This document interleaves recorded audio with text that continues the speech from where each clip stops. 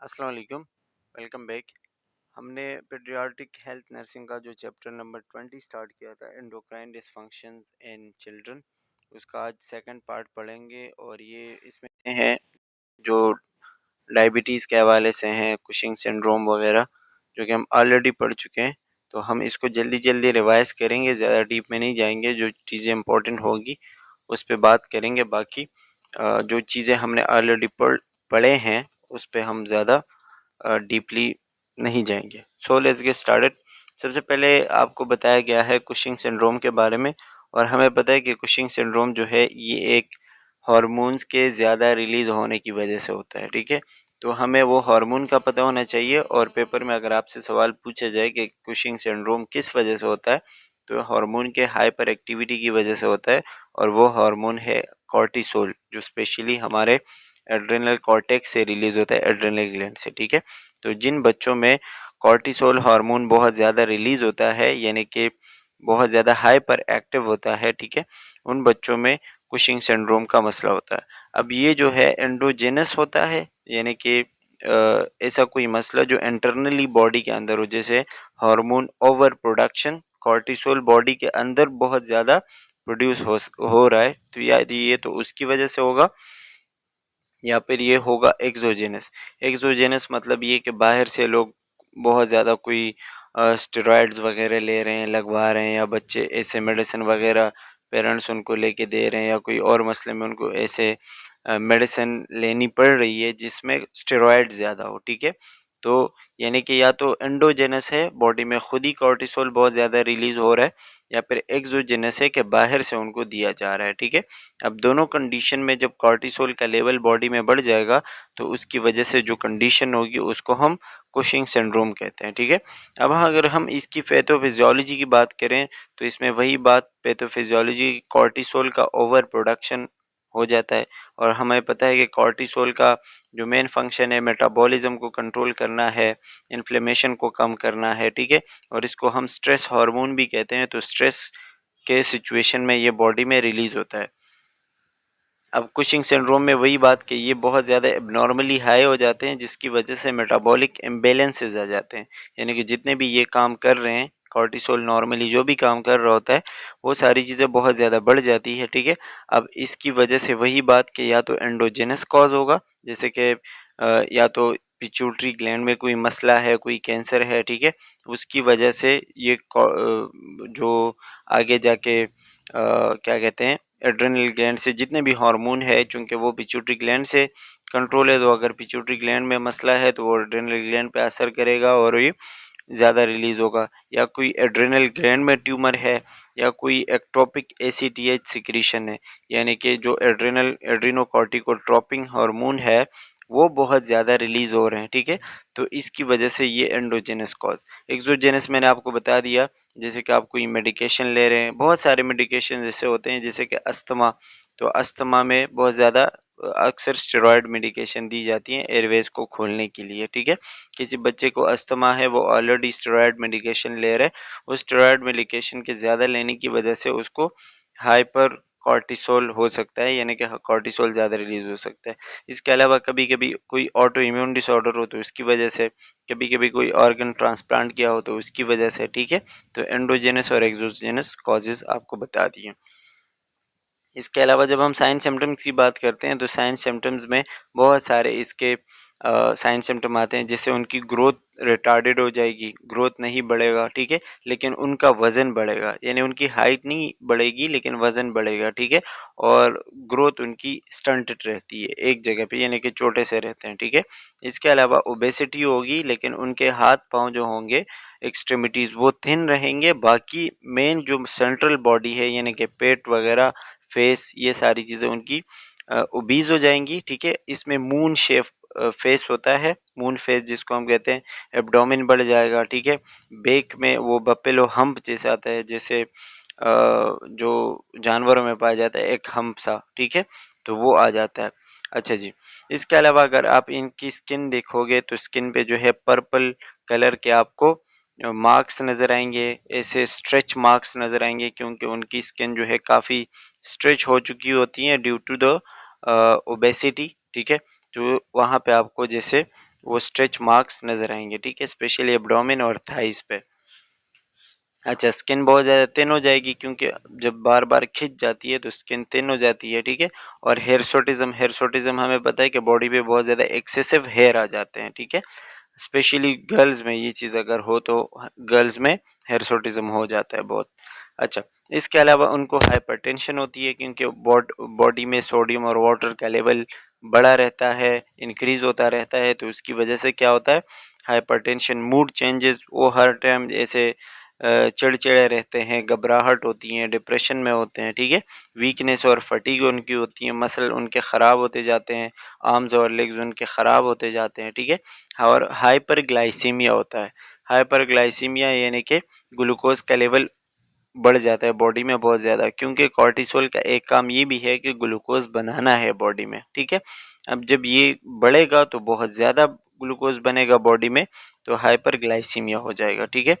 अब हमें इसका पता कैसे चलता है, डायग्नोसिस क्या हो सकते हैं, तो इसमें हम 24 hour urine free cortisol test करते हैं, जिसमें यूरिन के अंदर कॉर्टिसोल देखते हैं कि यूरिन में 24 आवर के अंदर कितने कॉर्टिसोल आ रहा है, ठीक है, उसका लेवल कितना आ रहा है, तो वो हम देखते हैं। इसके अलावा डेक्सामेथासोन जो है, जो कि स्टेरॉयड है, ठीक है, वो हम देख के चेक करते हैं। अगर उसकी वजह से जो कि एक सिंथेटिक ग्लूकोकॉर्टिकॉइड है, to check if cortisol production is suppressed, कि उसकी वजह से जो है वो कॉर्टिसोल सप्रेस हो रहा है या नहीं हो रहा, ठीक है। Failure to suppress cortisol level suggest Cushing syndrome. अगर उसकी वजह से यानी कि डेक्सामेथासोन आपने लगाया, कॉर्टिसोल का लेवल कम नहीं हुआ उसकी वजह से, तो फिर कुशिंग सिंड्रोम कंफर्म हो जाता है, ठीक है। इसके अलावा ब्लड टेस्ट करते हैं, जिसमें कॉर्टिसोल लेवल बढ़ा हुआ मिलेगा, एसीटीएच के जो हार्मोन्स है वो बढ़े हुए आपको मिलेंगे, ठीक है। इसके अलावा सीटी स्कैन, एमआरआई करते हैं, तो उससे पता चलता है कि कहीं पिट्यूटरी ग्लैंड में या एड्रेनल ग्लैंड में कोई ट्यूमर वगैरह तो नहीं है। अच्छा जी, अब अगर हम इसकी मैनेजमेंट की बात करें, तो मैनेजमेंट में एक तो सर्जरी करेंगे, और सर्जरी में एड्रेनलेक्टमी करते हैं, या आप पूरा का पूरा एड्रेनल ग्लैंड रिमूव कर दो अगर उसमें ट्यूमर है, या फिर ट्रांसफिनाइडल सर्जरी, जिसमें जैसे कि पिट्यूटरी ग्लैंड के अंदर कोई ट्यूमर हो उसको रिमूव करें, ठीक है। मेडिकेशन दे देते हैं, अगर सर्जरी नहीं करनी तो मेडिकेशन दे सकते हैं, जैसे कि कीटोकोनाजोल और मेटोटेन बताया गया है, जो कॉर्टिसोल के प्रोडक्शन को कम करते हैं, ठीक है। ये जो ड्रग्स है, it is very important for the paper, ठीक है। इसके अलावा टेपरिंग कॉर्टिकोस्टेरॉइड, जैसे कि अगर कोई बाहर से कोई एक्सोजेनस कॉज है जिसकी वजह से कॉर्टिकोस्टेरॉइड हो रहा है, तो आप जो है उस चीज़ को कम करो, जो एक्सोजेनस कॉज है ना, जो जो बाहर से आप स्टेरॉइड दे रहे हो और उसकी वजह से कॉर्टिसोल लेवल बढ़ रहा है, तो ज़ाहिर है आप उस चीज़ को कम करोगे तो कॉर्टिसोल लेवल नॉर्मल पे आ जाएगा, ठीक है। तो हम बाहर से उन चीज़ों को कम करते हैं। इसके अलावा मॉनिटर फॉर कॉम्प्लिकेशन, कि इस कॉर्टिसोल के बढ़े हुए लेवल से बच्चे को कोई और मसला ना हो, ठीक है। तो हम उसके क्या कहते हैं कि जो और अदर प्रॉब्लम्स हो सकते हैं, उनको बहुत ज़्यादा क्या मतलब बहुत ज़्यादा गौर से देखते हैं और उनको चेक करते हैं कि इसकी वजह से कोई दूसरा प्रॉब्लम ना बने। अच्छा जी, इसके अलावा नर्सिंग केयर या प्लान की बात करें, तो इसमें हम असेसमेंट करेंगे, बच्चे के साइन सिम्पटम देखेंगे कि उनकी ग्रोथ हो रही है नहीं हो रही। इसके अलावा ओबेसिटी कहाँ-कहाँ पे हो रही है, ठीक है, स्किन चेंजेस क्या आ रहे हैं, मूड्स देखेंगे कि अल्टर हो रहे हैं, चेंज हो रहे हैं, वाइटल साइन वगैरह देखते हैं, जैसे ब्लड प्रेशर बढ़ रहा है, कार्डियोवास्कुलर इश्यूज़ तो नहीं हो रहे, ठीक है। इसके अलावा ब्लड ग्लूकोज लेवल देखेंगे, जैसे मैंने आपको बताया कि इसमें ब्लड ग्लूकोज लेवल हाई होगा तो हाइपरग्लाइसीमिया होता है।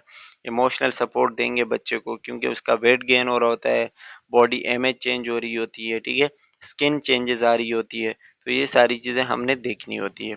नर्सिंग इंटरवेंशन, आपने उनको मेडिकेशन देने होते हैं, ठीक है, जो भी ऐसे मेडिकेशन हो जो कॉर्टिसोल के लेवल को सप्रेस करे, उसको बंद करे, ठीक है। अगर उसकी सर्जरी हुई हो तो आपने पोस्ट ऑपरेटिव केयर देना है, ठीक है, और उसमें आपने सारा वो हाइपोटेंशन, नोज़िया, वोमिटिंग, ये सारी चीज़ें देखनी होती है।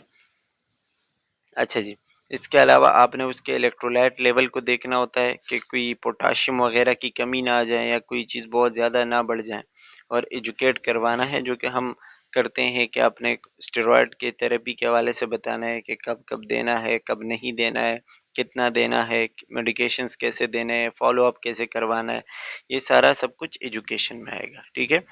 अब इसकी वजह से जो कॉम्प्लिकेशंस हो सकती हैं, जो मसले हो सकती हैं, वो आते हैं एड्रेनल क्राइसिस। एड्रेनल क्राइसिस जैसे कि आपने अचानक उसका कॉर्टिसोल बंद करवाया, तो उसकी वजह से जो है एड्रेनल ग्लैंड में बहुत ज़्यादा ख़तरनाक इफेक्ट बन सकता है। ठीक है।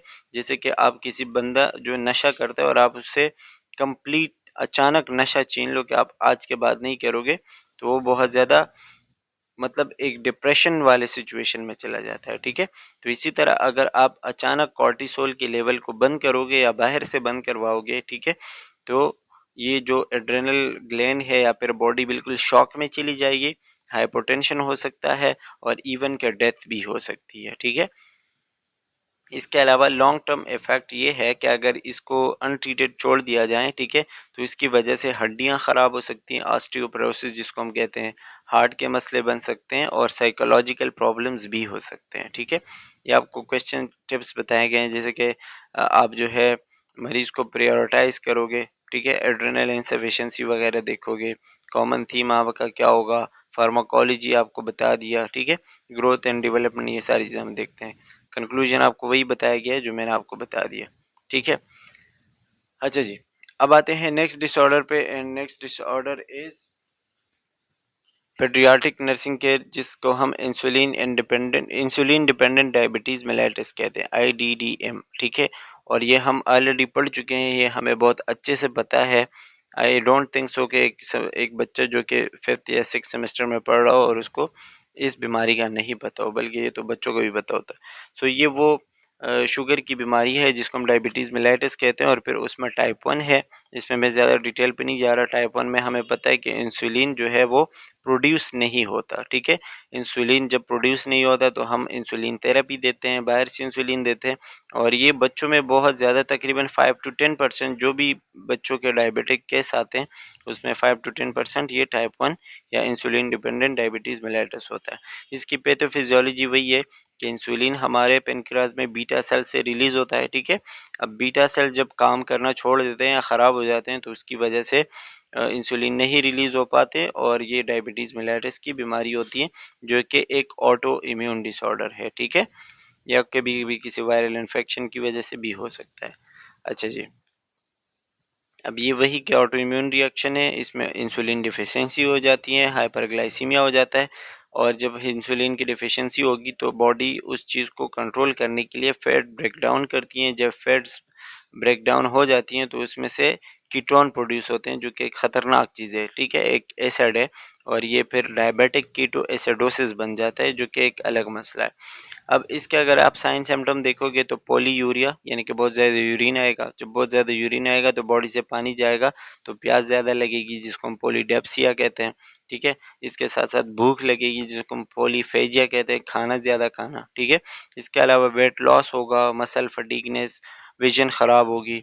अच्छा, लेट साइन सिम्टम उसमें नोजिया, वोमिटिंग, एब्डोमिनल पेन और फ्रूली स्मेलिंग ब्रेथ। ठीक है। सांस लेने में से ना, आप जब वो सांस ले रहे हो, आप उसके आसपास बैठोगे तो उसके मुंह से जैसे फ्रूटी लाइक स्मेल आती है। ठीक है। रैपिड ब्रीदिंग, ठीक है, जिसको हम स्मॉल रिस्पायरेशन कहते हैं। ठीक है। यानी कि एक वक्फे के बाद स्लो फिर तेज, फिर स्लो फिर तेज। ठीक है। Rapid breathing.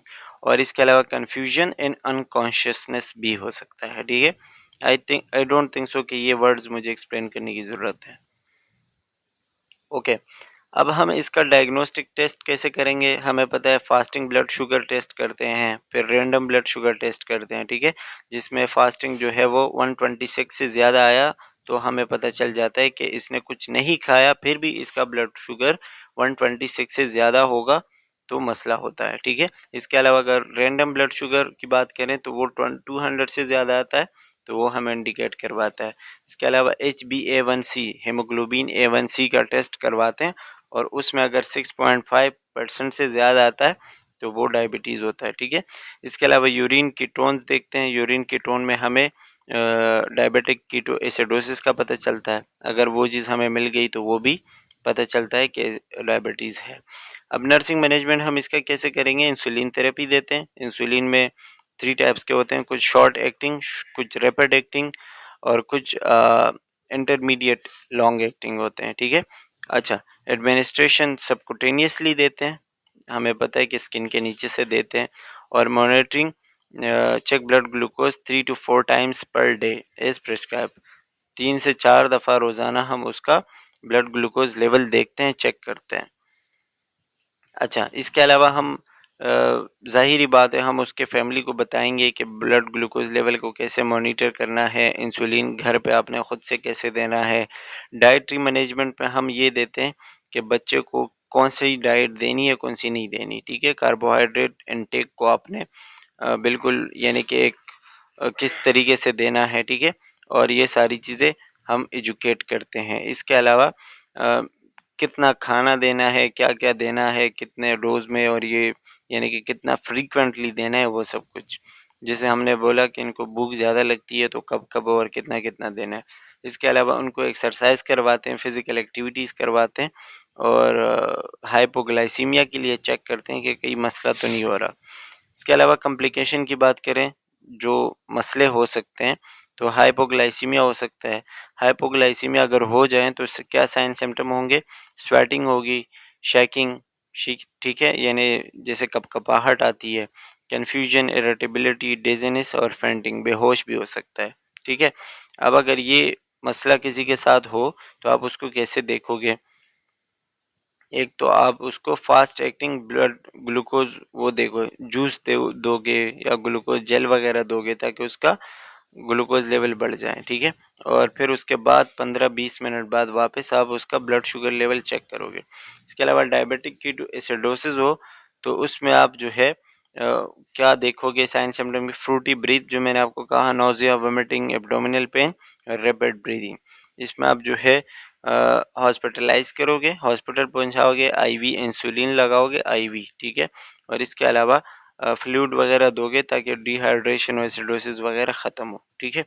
अब इसकी वजह से मज़ीद जो ख़तरनाक इन्फेक्शंस या मसले हो सकते हैं, कॉम्प्लिकेशंस हो सकती हैं जो लॉन्ग टर्म हो, नेफ्रोपैथी यानी कि किडनी का डैमेज होने का ख़तरा हो सकता है, रेटिनोपैथी, आई प्रॉब्लम्स हो सकते हैं, न्यूरोपैथी, नर्व प्रॉब्लम्स हो सकते हैं, और कार्डियोवास्कुलर डिजीज़ेस हो सकते हैं।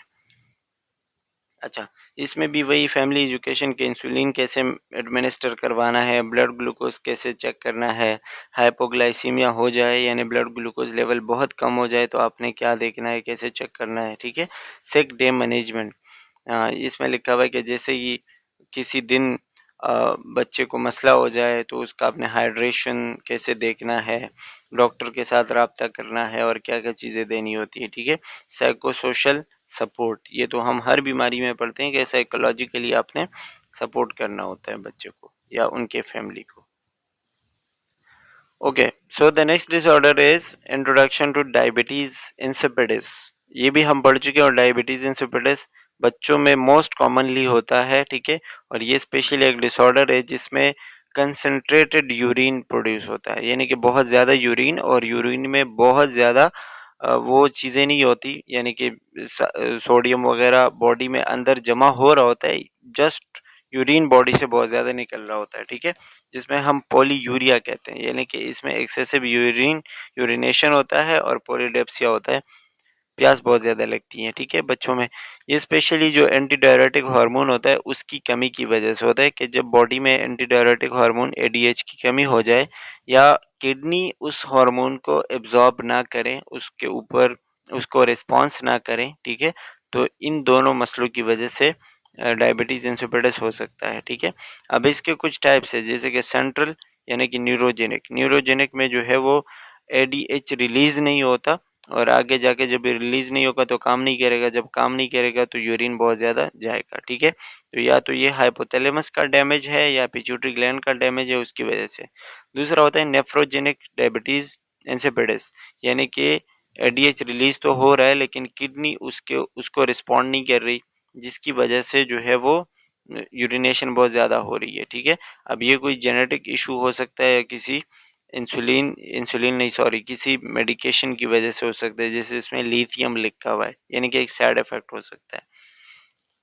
अच्छा, पैथोफिजियोलॉजी की बात करें तो पैथोफिजियोलॉजी में हमें पता है कि एडीएच जो है वो वाटर लेवल को बॉडी में मेंटेन करता है, और जब ये नहीं होगा या किडनी उसको रिस्पॉन्स नहीं करेगी तो वाटर लेवल बहुत ज़्यादा लॉस होगा, ठीक है, और बहुत ज़्यादा डाइल्यूट यूरिन बॉडी से प्रोड्यूस होगा। डाइल्यूट यूरिन का मतलब ये कि उसमें कोई भी मिनरल, सोडियम, पोटाशियम वगैरह नहीं होंगे, वो बॉडी के अंदर ही रहेंगे। यूरिन जस्ट वाटर बहुत ज़्यादा लॉस होगा, ठीक है। और जब वाटर लॉस होगा तो बॉडी में जो सोडियम, पोटाशियम रहते हैं, स्पेशली सोडियम अगर बहुत ज़्यादा जमा होता रहेगा तो इसकी वजह से एक और कंडीशन होगी जिसको हम हाइपरनेट्रीमिया कहते हैं, यानी कि सोडियम का लेवल बढ़ जाना। और जब हाइपरनेट्रीमिया होता है तो फिर बच्चे को प्यास बहुत ज़्यादा लगती है, ठीक है। तो ये मसला होता है। अच्छा, अब अगर हम इनके साइन सिम्टम देखें तो पॉलीयूरिया, वही बात कि बहुत ज़्यादा यूरिन, तकरीबन 4 से 10 लीटर पर डे, ठीक है। इसके अलावा पॉलीडेप्सिया, यूरिन ज़्यादा जाएगा तो प्यास भी बहुत लगेगी। नक्टूरिया, रात के वक्त बहुत ज़्यादा उसको यूरिन आएगा। डिहाइड्रेशन होगी, ज़ाहिरी बात है, ठीक है। और फेलियर टू थ्राइव, यानी कि वो ग्रो नहीं करेगा, बॉडी बिल्कुल वीक रहेगी, ग्रोथ पुअर हो जाएगी, ठीक है। अच्छा, इसमें इसके अलावा इरिटेबिलिटी, फीडिंग का ना करना, ठीक है, और बार बार उसके डायपर वगैरह चेंज करवाने, ये सारी चीज़ें भी आती हैं।